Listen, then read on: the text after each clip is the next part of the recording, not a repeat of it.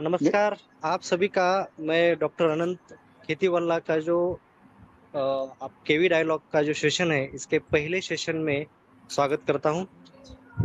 हमारा आज का जो सेशन है वो है ऑर्गेनिक फार्मिंग के ऊपर। तो हम आज यूपी में पहली बार जो हमारा जो केवी डायलॉग्स का जो सेशन है वो आज से शुरू करने जा रहे हैं। तो सेशन शुरू करने से पहले मैं आपको खेती संवाद यूपी में जो पहला सेशन है उसमें खेती वल्ला के बारे में थोड़ी जानकारी देना चाहूंगा। उसमें अगर आप देखोगे तो खेती वल्ला एक ऑर्गेनाइजेशन है जो हल्दारी कम्युनिकेशन प्राइवेट लिमिटेड और हल्दारी खेतीवाला फाउंडेशन का एक प्रोडक्ट है जो बेंगलुरु और हैदराबाद इंडिया में इनका ऑफिसेस है। इनका खेती वल्ला का एक टारगेट है कि हम किसानों को जोड़ के किसानों की मदद करें। तो खेती वल्ला के बारे में अगर बताना है तो इनका कार्य जो बहुत बड़ा है, ये लगभग 8 तरह से किसानों को मदद करने की कोशिश करते हैं। तो इनके बारे में हम निश्चित रूप से थोड़ा सा जानकारी लेंगे। अगली स्लाइड। तो खेती वल्ला के बारे में अगर जानना है तो इनका जो 8 तरह से किसानों के लिए कार्य करने की जो पद्धति है उसमें पहला है केवी डायलॉग्स। तो केवी डायलॉग्स से हम क्या करते हैं कि हमारे जो कृषि में जितने भी किसानों को सर आपकी जानकारी आवाज जो है चाहिए सर तो वो किसानों को क्लियर नहीं जानकारी हो पा देने के रही लिए है। हम एक वक्ता से किसानों को मार्गदर्शन करने की कोशिश करते हैं। और एक मार्गदर्शन करके किसानों का जो भी प्रॉब्लम्स है, उनके जो भी किसानों को फसल उगाने में जो दिक्कतें हैं उनको हम कम करने की कोशिश करते हैं और जिससे किसानों का क्या बढ़े, उपज बढ़े। तो अगर हम मैंने पहले ही बताया कि हम 8 तरह से कार्य करते हैं। तो उनमें है खेती केंद्र है, खेती पुरस्कार है, खेती समिति है, खेती कोष है, केवी डायलॉग है। हम जो आज उनका 8 में से जो एक कार्य करने की पद्धति है वो केवी डायलॉग है, जो हम आज केवी डायलॉग द्वारा हम अलग अलग कृषि में जो वक्ते हैं उनको बुला के हम यहाँ पे अ, उनसे किसानों को मार्गदर्शन देते हैं। देन खेती वल्ला है। तो इस तरह से खेती पुरस्कार, खेती समिति, खेती केंद्र, खेती कॉर्नर। तो खेती कॉर्नर से हम क्या करते हैं, किसानों को अपनी उपज सीधे जिन को जरूरत है यानी कि जो बायर्स है, ग्राहक को देना।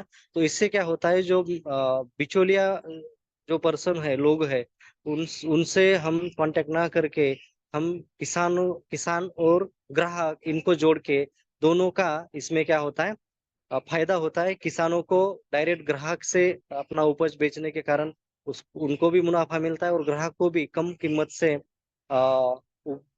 उनको ग्राहक का किसानों को उत्पादन मिलने से उनको भी फायदा होता है। खेती पुरस्कार में हम क्या करते हैं, जो खेती में जो अ, खेती क्षेत्र में जो भी अच्छा काम करते हैं, यानी कि कोई नई टेक्नोलॉजी है या कोई नया अच्छा फसल उगाने का कोई तंत्रज्ञान कोई डेवलप करता है, तो उनको खेती पुरस्कार क्या करता है, पुरस्कार देने का काम करता है। खेती केंद्र एक बहुत अच्छी संकल्पना है जिसमें हर तहसील में इनका उद्देश्य है कि एक खेती का केंद्र खड़ा किया जाए, जिससे किसानों को जो मार्गदर्शन मिलेगा, नई तकनीक जो आई है किस खेती वो उनको मिलेगी, जो नए साधन सामग्री है, बीज है, खाद है। तो इन चीजों या कोई दवाई है तो इन सब का प्राप्ति किसानों को इस खेती केंद्र से मिल जाएगी। खेती समिति जो है, खेती समिति ये जो है, इनमें क्या किया जाता है कि जो भी कंपनियां हैं जो खेती में कार्य करती है या बहु अलग अलग तरह की मशीन्स तैयार करती है, तो उनका क्या किया जाता है, प्रदर्शन जो है किसानों के लिए किया जाता है। Next slide. ये 4 तरह के हैं। दूसरा है खेती कल्याण। तो खेती कल्याण में क्या है, किसानों जो किसान खेती करना चाहता है लेकिन उनके पास जमीन नहीं है, और जो जिस किसान के पास जमीन है लेकिन वो खेती नहीं करना चाहता, तो इन दोनों के लिए क्या है, एक जोड़ने का काम यहाँ करते हैं कि जिनके पास जमीन नहीं है उनको, जिन किसान को खेती नहीं करनी है उनकी जमीन उपलब्ध करवा के क्या करते हैं हम उन किसानों को जमीन उपलब्ध करवा देते हैं। केवी डायलॉग मैंने बताया कि ये हम जो आज का जो सेशन है ये केवी डायलॉग का ही एक भाग है, जिनमें हम क्या करते हैं जो वक्ता है उनको बुला के एक किसानों को अच्छे विषयों को लेके हम उनको मार्गदर्शन करने की कोशिश करते हैं। खेती वल्ला जो है उसमें जो एग्रीकल्चर मतलब खेती के ऊपर जितने भी हमारे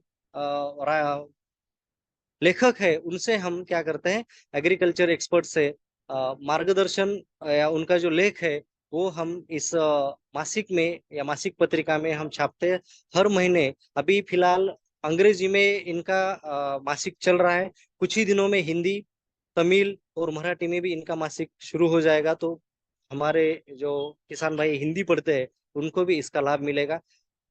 लास्ट का जो है खेती कोष, तो उसमें जो मालिक भूमि पट्टे मतलब जैसे मैंने बताया कि भूमिहीन किसानों को खेती करनी है, तो हम जिनके पास खेती है लेकिन वो खेती नहीं करते, तो उनको खेती दिलाने का काम खेती कोष में किया जाता है। तो इस तरह से अलग अलग, नेक्स्ट स्लाइड, अलग अलग 8 क्षेत्रों में खेती वाला जो है वो कार्य करता है। दूसरा जो है किसानों को अलग अलग तरह की सुविधाएं थर्ड पार्टी से दी जाती है। उसमें किसानों को वित्त की जरूरत है, किसानों को उर्वरक खाद की जरूरत हो, कोई दवाई की जरूरत हो, किसानों को बीमा निकालना है, या किसानों को कोई बोरवेल करना है, जमीन खरीदनी है, तो इन चीजों के लिए या मशीनरी चाहिए, तो इन चीजों के लिए खेती वाला क्या करता है, third party, as a third party कार्य करता है और किसानों को इन सुविधाओं को मिलाने का या उनको उन तक पहुंचाने का कार्य करता है। Next slide. जैसे मैंने बोला कि जो खेती वाला के अलग अलग कार्य है, तो इनमें एक कार्य जो है वो है केवी डायलॉग। तो केवी डायलॉग में हम इंग्लिश, तेलुगु, तमिल, हिंदी, मराठी, गुजराती, बंगाली, फिलीपाइंस में भी हमारे डायलॉग्स चलते हैं। यूक्रेन अर्बन कृषि है, नारी शक्ति है, तो इन हर जगह अलग अलग भाषाओं में हम किसानों को, महिलाओं को हम मार्गदर्शन करने का कोशिश करते हैं। कुछ दिनों में हम कन्नड़, उड़ीसा, उड़िया, पंजाबी में, आसाम भाषाओं में हम जल्दी ही किसानों को केवी डायलॉग्स के द्वारा मार्गदर्शन करने की जरूर कोशिश करेंगे। Next slide.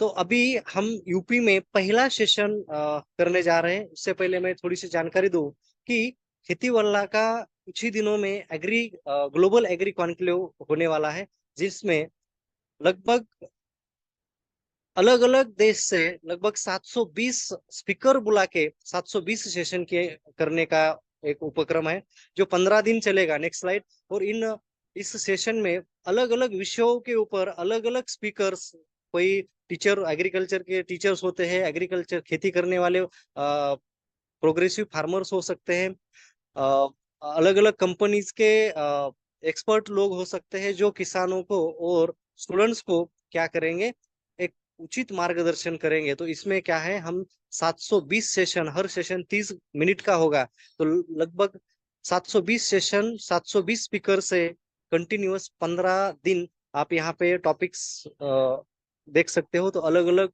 टॉपिक्स जो कृषि के रिलेटेड है, इनके ऊपर एग्री ग्लोबल एग्री कॉन्क्लेव होने वाला है। तो ये भी एक अच्छा प्रयास है, जिसके कारण बहुत सारे किसानों को और स्टूडेंट्स को मार्गदर्शन मिलेगा। और ये पूरे के पूरे 720 सेशन बाद में रिकॉर्डेड मोड में यूट्यूब पे अपलोड किए जाएंगे, जिससे हमारे किसान और छात्र लाभान्वित होंगे। Next slide.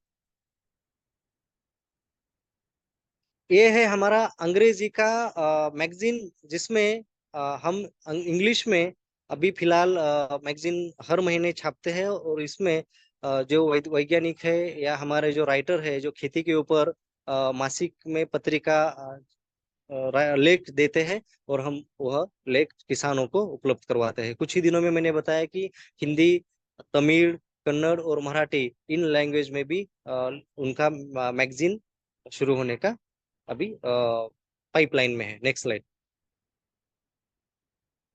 मैं डॉक्टर अनंत मणिके मोहेकर, मॉडरेट आज के यूपी में जो होने वाला खेती संवाद है उसका मॉडरेटर हूँ।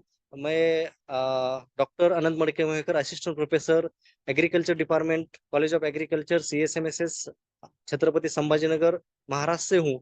मैं लगभग 8 साल से टीचर, एज अ टीचर यहाँ पे काम करता हूँ।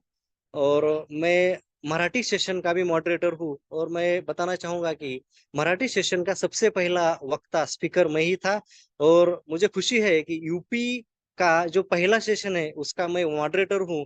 और मॉडरेटर हूँ इसलिए मुझे खुशी नहीं है, मुझे इसलिए खुशी है कि आज के जो हमारे वक्ता है उनका मॉडरेटर रहना ये मेरे लिए एक सौभाग्य की बात है। क्योंकि आज के जो हमारे वक्ता है, नेक्स्ट स्लाइड, जिन्होंने सेंद्रीय खेती यानी कि ऑर्गेनिक फार्मिंग में बहुत बड़ा योगदान हमारे देश के लिए दिया है, और जिनको उस योगदान के लिए 2019 में जैविक खेती के लिए पद्मश्री से सम्मानित किया गया है, जिनका मैं नाम गौरव से लेना चाहूंगा, श्री भारत भूषण त्यागी जी, जिन्होंने हमारे किसान भाइयों के लिए जैविक खेती और जैविक खेती का प्रसार करने के लिए प्रोत्साहित किया होगा।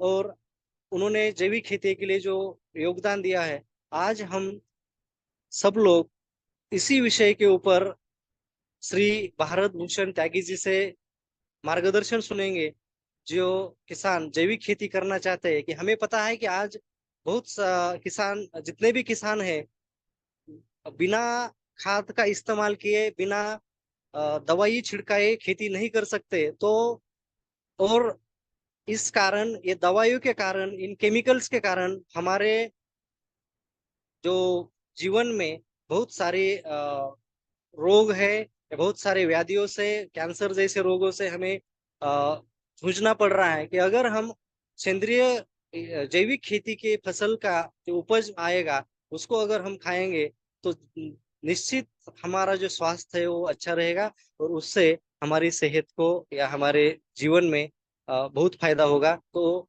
किसानों को किस तरह से जैविक खेती करनी चाहिए, और जैविक खेती करने से हमारे जमीन को, हमारे स्वास्थ्य को कैसे लाभ मिलता है, इसके ऊपर आज हमारे जो वक्ता है श्री भारत भूषण जी, यह हमें मार्गदर्शन करेंगे। मैं भारत भूषण जी का इस यूपी के पहले सेशन के लिए बड़े तहे दिल से स्वागत करता हूं, और मैं उनको रिक्वेस्ट करता हूं कि वो अपना सेशन शुरू कर दे।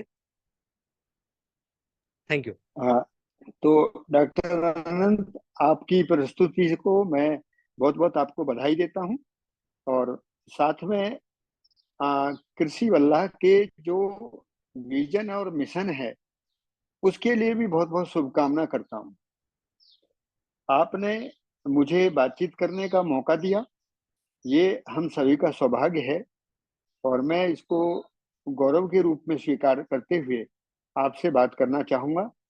और जैविक खेती के संदर्भ में कुछ बहुत अच्छी बातें हैं, यदि उनको आप जैसा संस्थान या आप जैसी जो प्रयास हैं वो पूरे देश में और पूरे विश्व को उसका एक मार्गदर्शन देंगे, तो मुझे इसमें भी आपको बधाई देने में कोई संकोच नहीं है। मैं बार बार ऐसा सोचता हूँ कि आप जैसे लोग ही अब इस बात को बहुत आगे तक ले जाएंगे, ऐसा मुझे लगता है।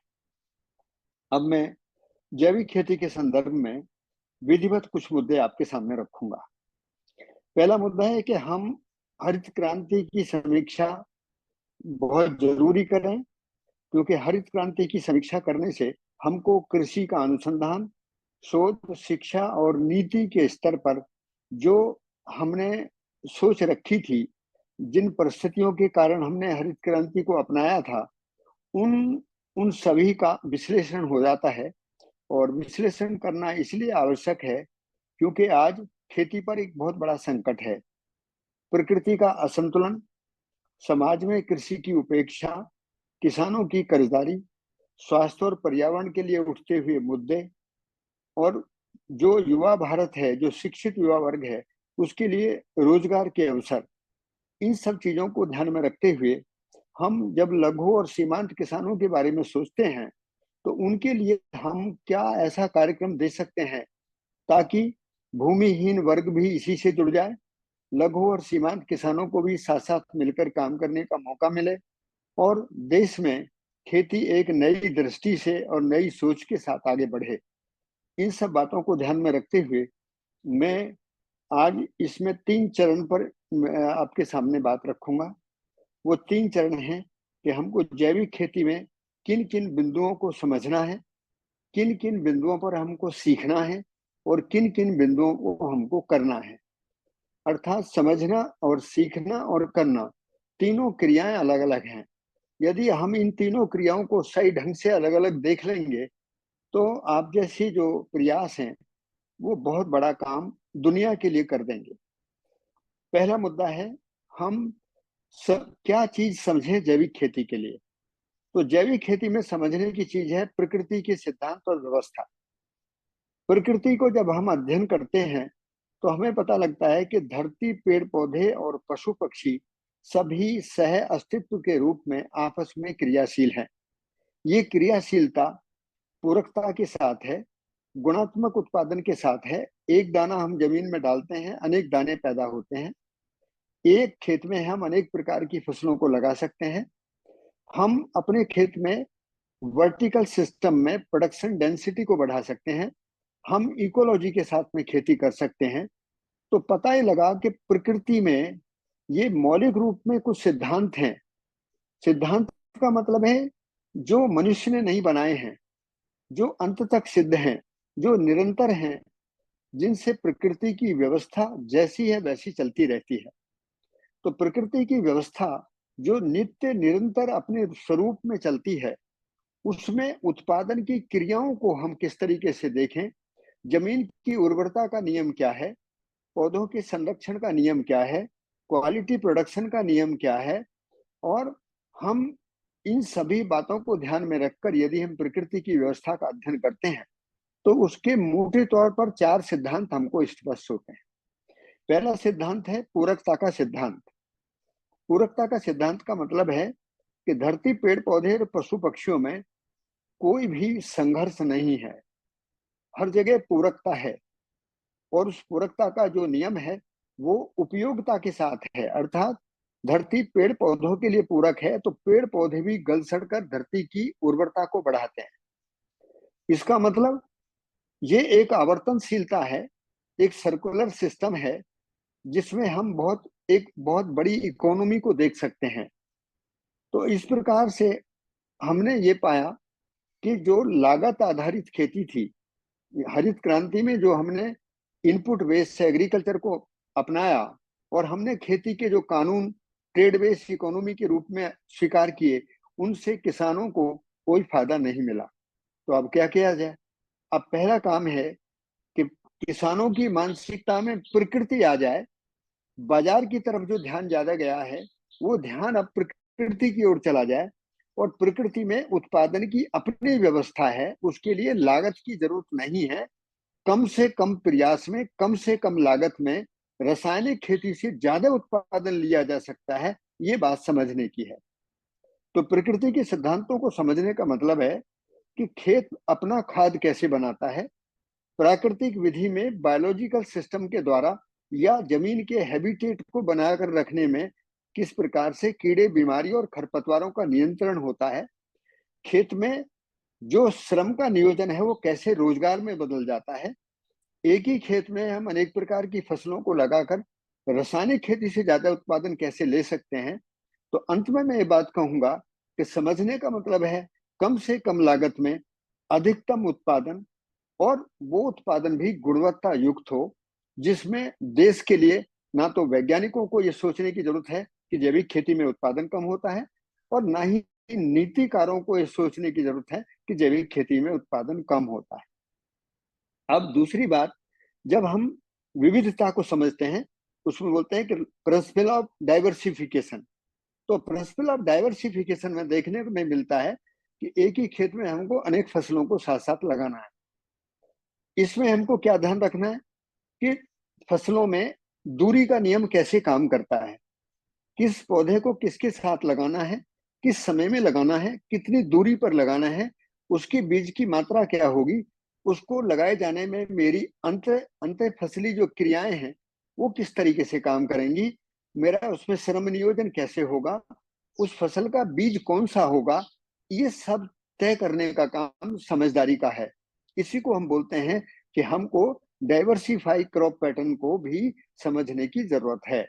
हम उसकी एक बेहतर तालिका बनाएं, खेत का एक मानचित्र बनाएं कि मुझे अपने खेत में जो बफर क्रॉप्स हैं उनको कैसे लगाऊंगा, जो पेरेनियल क्रॉप्स हैं वो मुझे कैसे लगानी है, और मुझे सीजनल क्रॉप्स कैसे लगानी है, और कौन कौन सी फसलें मैं अपने खेत में लगा सकता हूँ, उनका प्रोडक्शन कितना आएगा और उनसे इकोनॉमी कितनी आएगी। तो ये एक जन चेतना को जगाने का, जिसमें लघु और सीमांत किसानों को और देश के युवा वर्ग को टारगेट करने की जरूरत थी, और आप जैसी संस्थाएं इसमें बहुत मार्मिक ढंग से काम करेंगे, तो मुझे ये बताने में खुशी हुई कि हम यदि प्रकृति के सिद्धांतों को समझते हैं तो खेती का जो आर्टिफिशियल मैकेनाइजेशन हुआ और इनपुट मैनेजमेंट के जरिए जो हम प्रकृति के विरोध में चले गए, हम उससे ज्यादा उत्पादन लेंगे और प्रकृति के साथ जीना हमको आ जाएगा। तीसरा जो प्रिंसिपल है वो है वर्टिकल प्रोडक्शन डेंसिटी को बढ़ाना। हम जब डाइवर्सिफिकेशन में अनेक फसलों को खेत में लगाते हैं तो एक बहुत बड़ा काम हो जाता है कि धरती की सतह पर 40-50 फुट ऊपर ऊपर तक पौधे चले जाते हैं, और उससे जो लघु और सीमांत किसान जो अपने को ये सोचते हैं कि मेरे पास तो केवल 1 एकड़ जमीन है, तो इस भाषा में ये पता लगता है कि 1 एकड़ नहीं है, बल्कि वर्टिकल प्रोडक्शन डेंसिटी के आधार पर वो 10-20-15 एकड़ तक हो सकती है। तो कोई छोटा किसान नहीं है, कोई मार्जिनल फार्मर नहीं है। फार्मर वही है जो कम से कम लागत में समझदारी के साथ अधिक से अधिकतम उत्पादन और लंबे समय तक ले सकता है, और जमीन के सतह के आवरण पर जो जो हैबिटेट है, जो वनस्पतियों का जो घनत्व है उसको बढ़ाएगा। उससे क्या फायदा होगा, उससे हमारी सॉइल का कार्बन बढ़ना, सॉइल की माइक्रोबायोलॉजी का सस्टेन होना, उसमें हमारी जमीन का पीएच बना रहना, और बड़ा काम यह है कि जमीन की सतह पर हवा की गति, नमी, गंध, विरलता और दिशा संतुलित होने से प्रकृति की संरचना का एक बहुत सुंदर स्वरूप उभरता है, और उसी के आधार पर हम कीड़े बीमारियों का जो रसायनों का प्रयोग है उससे बच जाते हैं, और नाना प्रकार के जो रासायनिक खेती के खर्च हैं सबसे बच जाते हैं। तो ये एक सुंदर व्यवस्था है जो हम वर्टिकल प्रोडक्शन डेंसिटी को प्रिंसिपल के रूप में स्वीकारते हैं। इससे क्या होगा, धरती का जो तापमान बढ़ा है उस तापमान को संतुलित करने में भी हमारी खेती मदद करेगी। दुनिया में जो कार्बन क्रेडिट की बात हो रही है उसमें भी हमारे किसान भाइयों को एक संतुलित मात्रा में, एक बहुत बड़े आकार में कार्बन क्रेडिट का बेनिफिट मिलने की संभावना बनेगी, और ये देश के लिए भी आर्थिक दृष्टि से एक बड़ी बात है। इसमें चौथा जो प्रिंसिपल है वो है प्रिंसिपल ऑफ इकोलॉजी।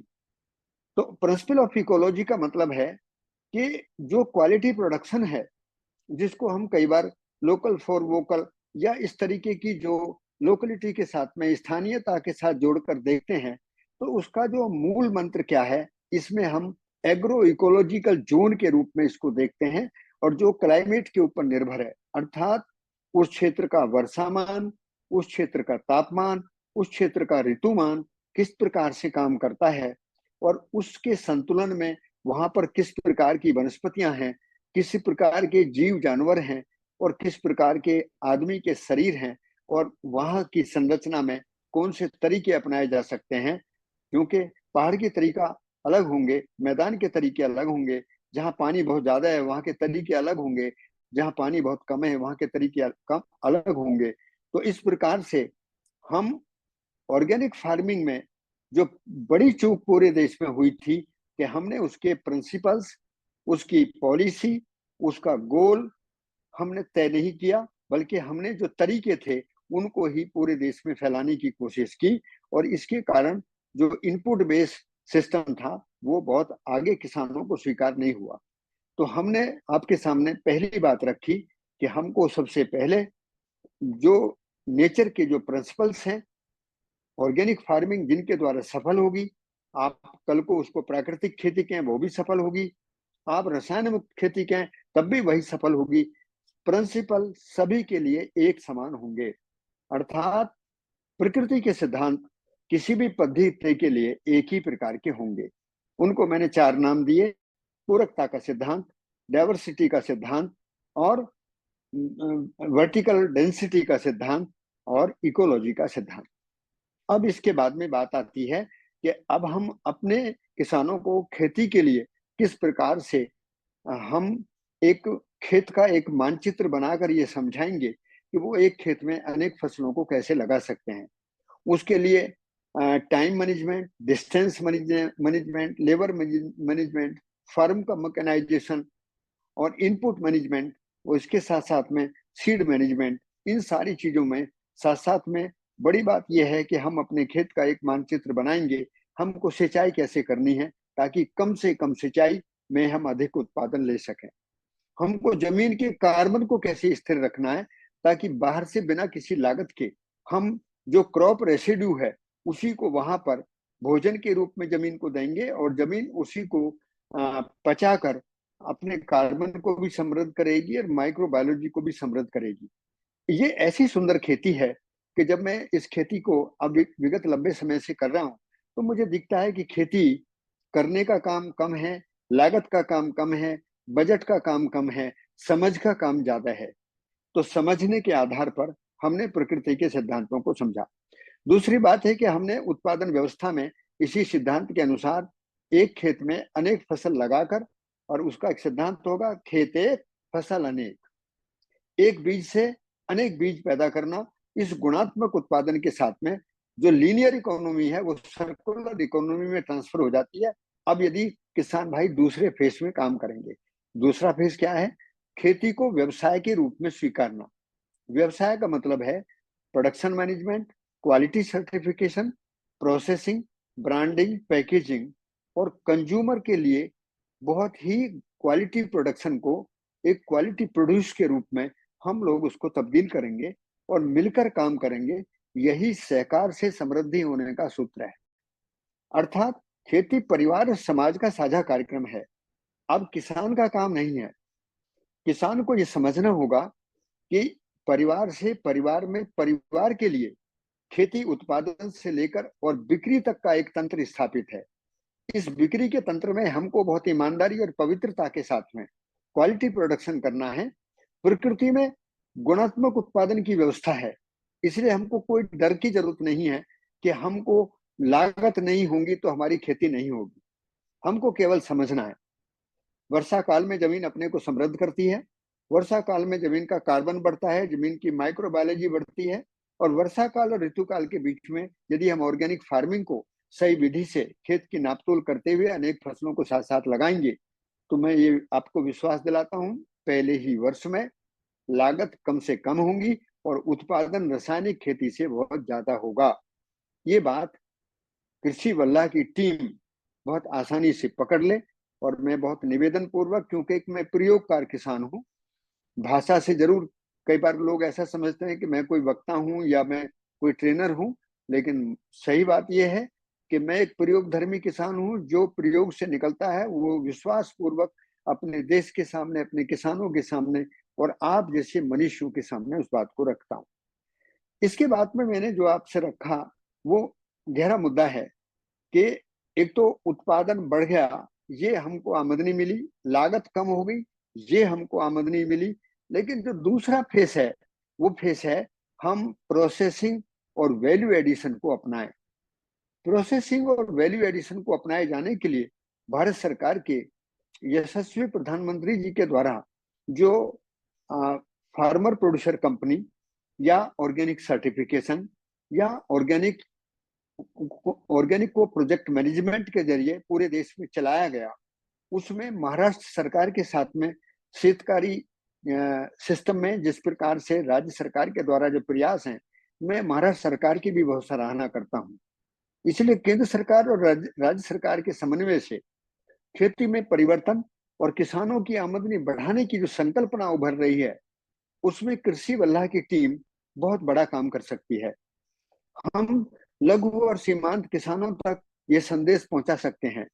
एक गांव को एक क्लस्टर इकाई के रूप में, फार्मर प्रोड्यूसर कंपनी के आकार के रूप में, एक सहकारिता के रूप में हम उनको production, processing, branding, packaging, certification का एक पूरा सिस्टम यदि देंगे, उसके लिए क्या इंफ्रास्ट्रक्चर चाहिए, क्या मशीन चाहिए, क्या उपकरण चाहिए, क्या लाइसेंस लेने हैं, उनको कैसे काम करना है। आपने जब आप डॉक्टर अनंत प्रस्तुति दे रहे थे तो मैं बहुत खुश था इस बात को लेकर कि कहीं ना कहीं आपने किसानों की हर मुद्दे को ध्यान में रखा है और उस मुद्दे पर एक सार्थक प्रयास करने की चेष्टा की है। आप जरूर कहीं ना कहीं व्यापार की दृष्टि से भी अपने लाभ के बारे में विचार करेंगे, लेकिन वो लाभ बुरा नहीं है जो किसानों की आर्थिक समृद्धि में सुधार करेगा, राष्ट्र की आर्थिक समृद्धि में सुधार करेगा और अपना भी रोजगार और अपनी इकोनॉमी को भी बढ़ाएगा। मैं ऐसी आपके लिए शुभकामना करता हूँ। तीसरा मुद्दा मैं ये कहना चाहूंगा कि आज पूरे देश में रिसोर्स पर्सन का बहुत अभाव है।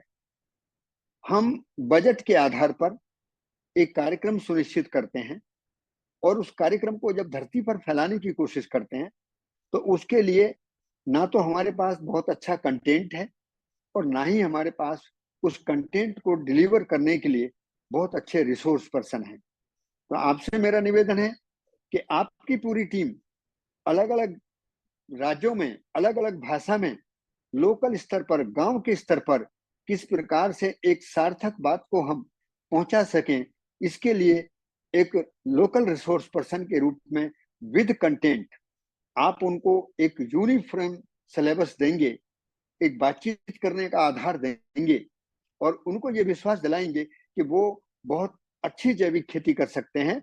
और जैविक खेती केवल खेत में काम करना नहीं है, बल्कि जैविक खेती एक व्यवसाय है जिसको हम प्रोडक्शन मैनेजमेंट, जिसको हम क्वालिटी प्रोडक्शन के लिए सर्टिफिकेशन, उसके साथ हम प्रोसेसिंग के जरिए ब्रांडिंग, पैकेजिंग और अपने जो शिक्षित युवा हैं उनको भी उसमें लगा सकते हैं। मैं आपसे निवेदन करूंगा कि दो मुद्दों पर गहरा विचार किया जाए कि इस देश में जो लघु और सीमांत किसान हैं उनके अंदर एक मानसिक स्तर पर पैराडाइम चेंज किया जाए ताकि उनकी मानसिकता उत्पादक से अब व्यवसायी होने की तरफ बढ़ जाए। वो एग्रीकल्चर को एक इंटरप्रेन्योरशिप, एक व्यवसाय के रूप में देख सकें और उसी में भागीदारी के लिए अपने देश में जो कृषि शिक्षा है या जो भी शिक्षा चल रही है उस शिक्षा में भी इंटरप्रेन्योरशिप नहीं है, नौकरी की मानसिकता ज्यादा है।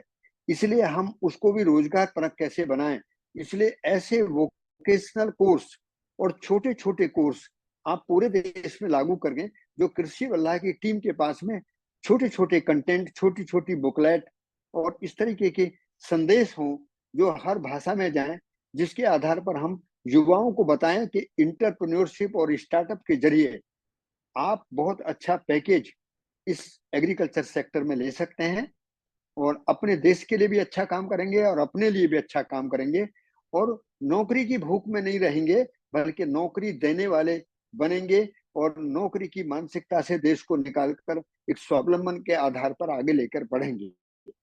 तो इस प्रकार से जैविक खेती को लागत, बजट और तरीकों से ऊपर निकालकर प्रकृति के सिद्धांतों को समझकर हम यदि आगे बढ़ाते हैं तो मैं हमेशा कृषि वल्लाह की टीम के साथ रहूंगा और एक आपके साथ में मेरी एक निश्चित भागीदारी रहेगी। आपने मुझे ये बोलने का मौका दिया और ये भाषा को किस तरीके से आप एक सटीक तरीके से एक इसका एक व्यवहारिक पक्ष उसमें से निकालेंगे।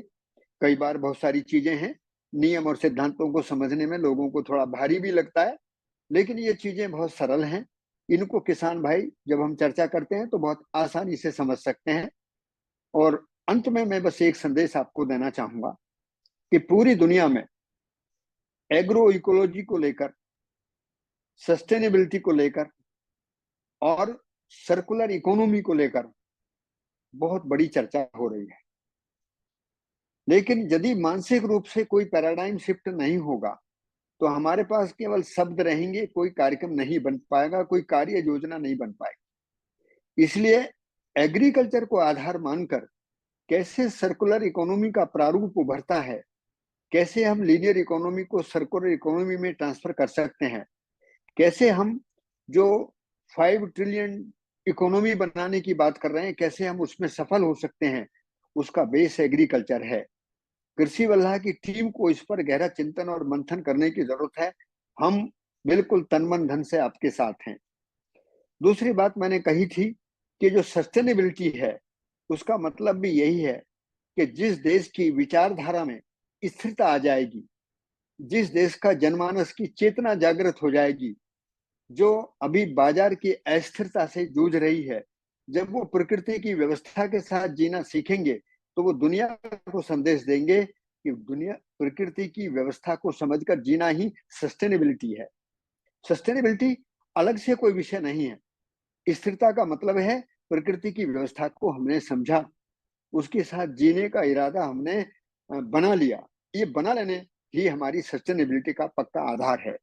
और यही एग्रो इकोलॉजी, जिसमें बार बार चर्चाएं हो रही हैं कि हम इकोलॉजी और इकोनॉमी को कैसे बैलेंस करके आगे बढ़ें और इस देश के युवाओं को हम भरपूर रोजगार दे सकें, तो जैविक खेती में इसकी अपार संभावनाएं हैं। लगभग मैं अपने खेत में देखता हूं तो 20-22 प्रकार की जो स्किल डेवलपमेंट है, जो स्टार्टअप्स हैं, जो एग्रीकल्चर इंटरप्रेन्योरशिप के जो कार्यक्रम हो सकते हैं, उनको हमने देखा है।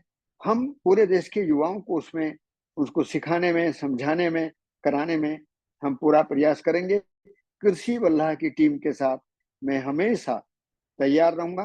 मेरा जो भी प्रयोग किया जाए, मुझे कोई किसी प्रकार की अन्य मेरी कोई कामना नहीं है। मेरी कामना यही है कि मेरा देश समृद्ध हो, मेरा गांव समृद्ध हो और आप जैसे लोगों का उपकार भाव से करना सफल हो। इसी शुभकामना के साथ मैंने अपनी बात को पूरा किया और मैं आपके सामने अब यदि मन में कोई जिज्ञासा है तो उस पर चर्चा करूंगा। मैं सभी को प्रणाम करता हूं। नमस्कार।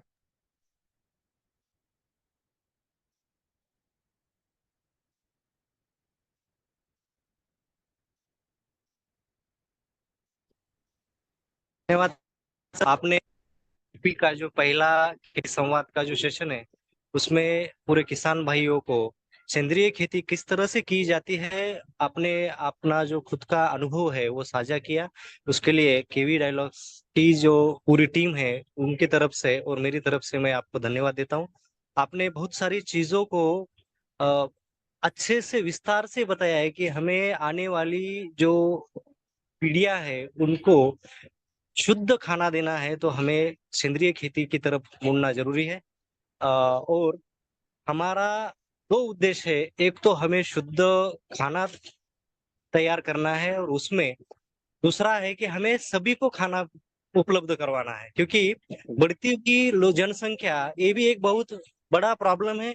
और उसके लिए आपने एक अच्छी बात बोली, वो था कि मल्टी स्टोरीड फार्मिंग, जिसको हम बोलते हैं कि एक मतलब आपने जैसे बताया कि 1 एकड़ की जगह हम 10 एकड़ की खेती उसी जमीन पे करना शुरू कर देंगे, तो ये सही में ऐसी फसलों का हमें चुनाव करना जरूरी है या मल्टी स्टोरीड फार्मिंग करना जरूरी है, जिससे हम सही तरह से जमीन का इस्तेमाल करके ज्यादा से ज्यादा हम उपज ले सके। ये मुझे बहुत अच्छी बात लगी। मैं जब पढ़ाता हूँ तब मैं बच्चों को इसी के बारे में बताता हूँ कि आने वाले कुछ दिनों में हम हो सकता है हमारे घर में खेती करना शुरू कर दे, जिसमें हम ट्रे बिल्कुल। लगाएंगे, ट्रे में धनिया लगाएंगे, पालक लगा सकते हैं। तो इस तरह से आने वाला ये युग है। आपने दूसरी बात अच्छी बताई, जो हमारा जो सेंद्रिय कर्ब है जिसको हम ऑर्गेनिक कार्बन बोलते हैं, क्योंकि वही आज जमीन का अगर मुख्य अन्न है तो वो है, क्योंकि सूक्ष्म जीव जो है वो जिसको हम माइक्रो ऑर्गेनिज्म बोलते हैं, हम खाद देते हैं या जो भी हमारे जमीन में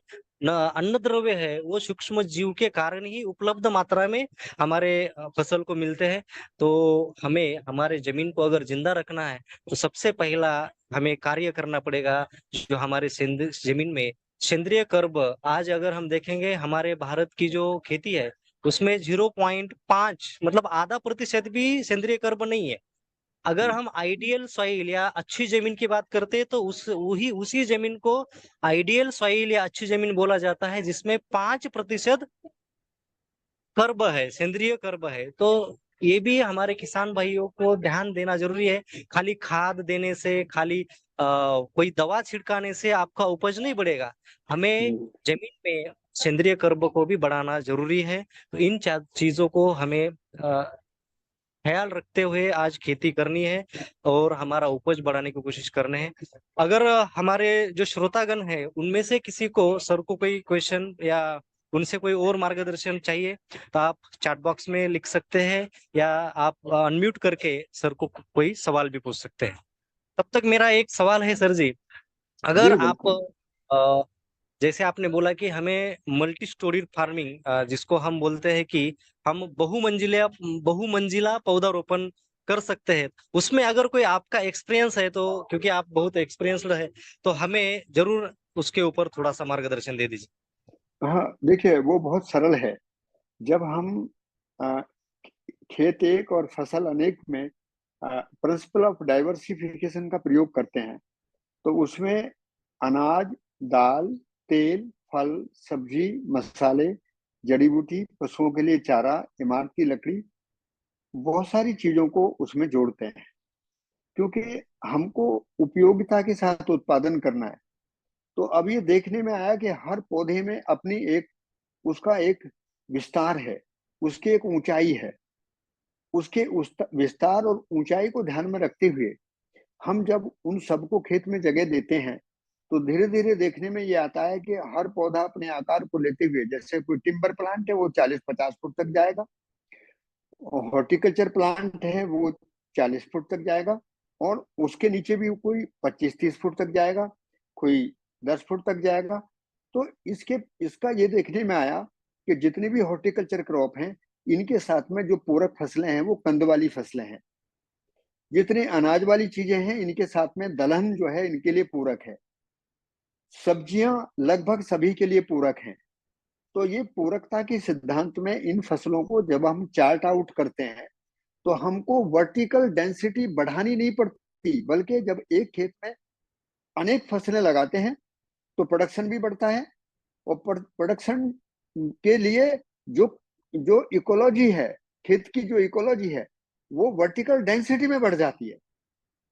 और ये एक बड़ी चीज है कि फिर किसानों को कोई काम भी ज्यादा नहीं करना है। कार्बन अपने आप में समृद्ध होता है, पानी की बचत होती है, पीएच संतुलित रहता है, इलेक्ट्रिकल कंडक्टिविटी संतुलित रहती है। तो जो बड़ा सवाल है बार बार कि हम प्रोडक्शन वर्टिकल डेंसिटी को कैसे बढ़ाएं, तो वर्टिकल डेंसिटी को बढ़ाने का तरीका है कि डाइवर्सिफाई क्रॉप पैटर्न को लागू करें। और बस ये दो चीजें साथ साथ लागू होती हैं, तो सारे जो प्रिंसिपल्स हैं वो आपस में लागू हो जाते हैं। यही मुख्य बात है। कभी जब आप चाहेंगे तो मैं इसके बहुत सारे चार्ट बनाकर आपको बता सकता हूँ, भेज सकता हूँ। जी बिल्कुल सर जी। तो और कोई हमारे श्रोतागण जिनके मन में कोई प्रश्न है, आप सर से जरूर पूछिए। आप चैट बॉक्स में भी लिख के पूछ सकते हैं। धन्यवाद सर जी, आपने हमें सेंद्रिय खेती और उन उसके जो हमारे बेनिफिट्स है उस किसानों को, और जो भी उपज हमारी तैयार होती है वो खाने से हमें भी, सभी को उससे बेनिफिटेड हम हैं, क्योंकि हम जो सेंद्रिय खेती से जो उपज लेते हैं वो बिल्कुल केमिकल रहित होती है। और आज ऐसे ही उत्पादन करने की जरूरत है, क्योंकि हम बहुत सारी सब्जियों में देखते हैं कि किसान 4 दिन पहले स्प्रे करता है और 5वें दिन उसको तोड़ के हाँ मार्केट में, बाजार में बेचता है।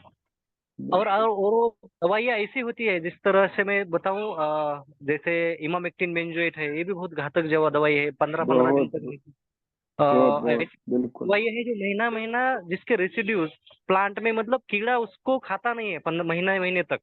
तो वैसी दवा को अगर हम्म, हम खाएंगे तो बिल्कुल हमारे सेहत के लिए ये चीज अच्छी नहीं है।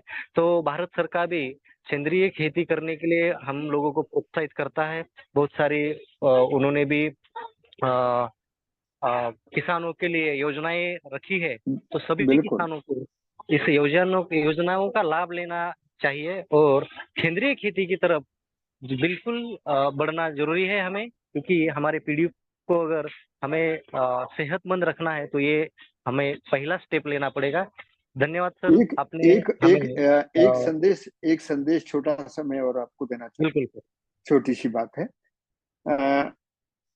जैविक खेती में मुख्य बात ये सामने आई कि हमको करके नहीं समझना है, बल्कि समझकर करना है। ये एक पैराडाइम शिफ्ट है। अभी क्या है, हम जब करने पर ज्यादा ध्यान जाता है तो हमारा ध्यान लागत पर जाता है, और लागत के लिए हम शॉर्टकट तलाशते हैं, हम बाजार की ओर जाते हैं।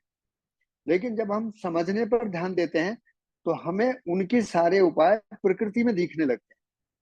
तो मेरा बस ये आपसे निवेदन है कि इस वार्ता का सबसे बड़ा काम ये है कि हमको ना तो उत्पादन कम होगा इसकी चिंता करनी है, ना कीड़े बीमारियों का कोई दवा खर्च करना है इसकी चिंता करनी है। किसानों के साथ में हमको प्रशिक्षण का एक बहुत बढ़िया कार्यक्रम बनाना है, ताकि उनके सभी सवालों के उत्तर हम सटीक तरीके से दे सकें और उनकी मदद कर सकें। तो ये आपसे कहना था, और आपके लिए बहुत बहुत शुभकामना। मैं इस कार्यक्रम में जुड़ा, आपकी सफलता की कामना करता हूँ। सभी को नमस्कार। बिल्कुल सर, हम जरूर प्रयास करेंगे कि आपसे जुड़ के हम और किसानों को इस तरह से ज्यादा आपका प्रैक्टिकल आप जो कर रहे हैं उसका इंफॉर्मेशन या जो नॉलेज है वो सभी हमारे देश के किसानों को मिले, और ये हमारा जी प्रयास रहेगा। आपने हमें वादा किया, उसके लिए हम धन्यवाद है कि आपने हमें जितना भी मदद चाहिए आप करने के लिए तैयार है। ये हमारे लिए खुशी की बात है कि आप हमारे लिए श्रोता मतलब एक वक्ता बने, और हम हमारे सभी श्रोताओं को आपने एक मार्गदर्शन किया। मैं केवी डायलॉग्स की टीम की तरफ से आपको फिर से धन्यवाद करना चाहूंगा। धन्यवाद। नमस्कार।